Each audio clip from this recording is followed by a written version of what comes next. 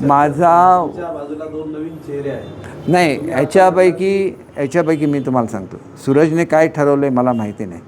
सोनाली माझी राजकीय वारसदार नाही, माझ्या सामाजिक कामाची वारसदार ही सोनाली आहे. कारण ती परंपरा आमच्या कुटुंबाची आहे. माझे आजोबा, आमचे वडील कोणी राजकारणामध्ये नव्हते, तरी त्यांना बिनविरोध म्युन्सिपाल्टीमध्ये घेतलं जायचं. का घ्यायचं जायचं की तो त्यांचा मान होता.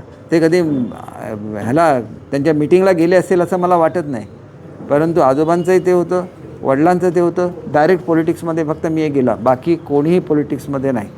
आणि माझ्या मुलीची जी एफिशियन्सी आहे ती गोरगरिबांच्या हितासाठी कामाला यावी असं मला वाटतं. सूरजच्या बाबतीत तेच आहे.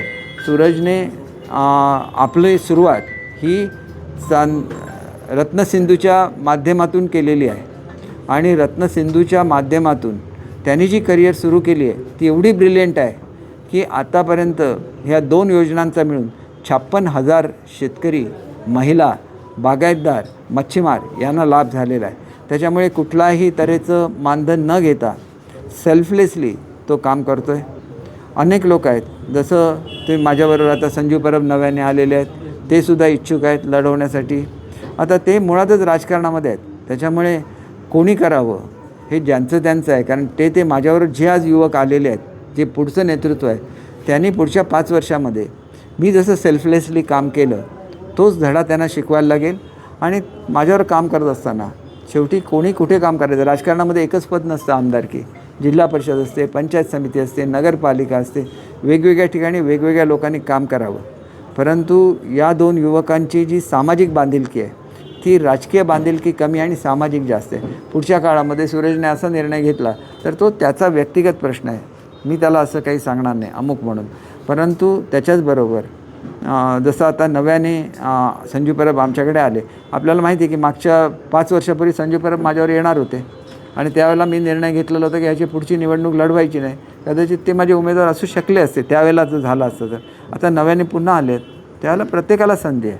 आणि राजकीय वारसदार घोषणा करायला मी काय राजकीय असा तऱ्हेचा हे नाही की मला राजकीय परंपरा म्हणून मला राजकारण मिळालं, असं बिलकुल नाही. मला फक्त सामाजिक हे होता, वारसा होता आणि त्या सामाजिक वारशावरून मी राजकारणामध्ये आलो. आणि जे काय राजकारणामध्ये गोरगरिबांसाठी करता येतं, म्हणजे विशेषतः युवकांसाठी करता येईल, महिलांसाठी करता येईल, मच्छीमारांसाठी करता येईल, सगळं काही मी करण्याचा प्रयत्न केलेला आहे. आणि मी ह्या सगळ्या गोष्टी मी सांगतो, कदाचित म्हणजे खरोखरच ही शेवटची निवडणूक माझी आहे. आणि त्याच्यामुळे पुढच्या काळामध्ये तुम्ही म्हणता त्याप्रमाणे राजकीय वारसदार तयार व्हायलाच लागेल, म्हणजे पक्षाचा सुद्धा, नुसतं ह्याचा नाही. मग तो सेना भाजपचा कोणाचा असेल ते त्यांचं ते ठरवतील. आणि त्याच्यामध्ये तो माझा वारसदार नाही, तो पक्षाचा वारसदार आहे, म्हणजे पक्षाचा पुढचा होणारा उमेदवार असणार वारसदार म्हणण्यापेक्षा. आणि ते त्या वेळेचे लोक आणि त्याच्या वेळची परिस्थिती ठरेल. मी तुम्हाला जे काय सांगतो ते मी स्पष्टपणे सांगतो.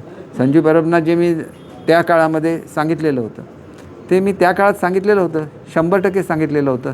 हां, सोनाली राजकारणात आलेला आवडेल का सोनाली? बिलकुल नाही. मला ती सामाजिक कार्यच करेल हे मी तुम्हाला 100% सांगतो.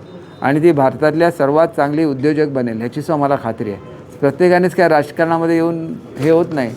ती चांगल्यापैकी उद्योजक बनू शकते, कोकणची सेवा करू शकते, पर्यटनामध्ये भारतामध्ये पहिली आलेली आहे. मग पर्यटनामध्ये ती उत्कृष्ट असे पर्यटन उद्योग उभारू शकते जिथं हजारो मुलं काम करू शकतात. सिंधुदुर्गला ते पोटेन्शियल आहे. आणि त्याच्यामुळे मी एवढंच सांगतो आहे की आता आठवड्यातून 1 किंवा 2 दिवस 100% ती सावंतवाडीमध्ये असेल, एवढंच सांगायला. कारण मी स्वतः अस्वस्थ झालो हे सगळं बघून. आणि मुलांना चुकीच्या मार्गाने नेलं जातं आहे. ह्या मुलांमध्ये जी ताकद आहे ती एका विशिष्ट दिशेने गेलं पाहिजे, त्याच्यापासून सिंधुदुर्ग जिल्हा बनला पाहिजे.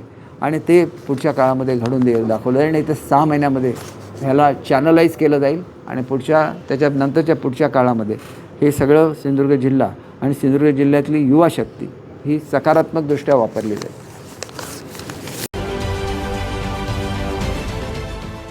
देश विदेशातील प्रत्येक घडामोडींचे लाईव्ह अपडेट मिळवण्यासाठी आता साम टीव्हीच्या सर्व सोशल मीडिया प्लॅटफॉर्मला लाईक, फॉलो आणि सबस्क्राईब करा. तसंच सर्व नोटिफिकेशनसाठी बेल आयकॉन प्रेस करायला विसरू नका.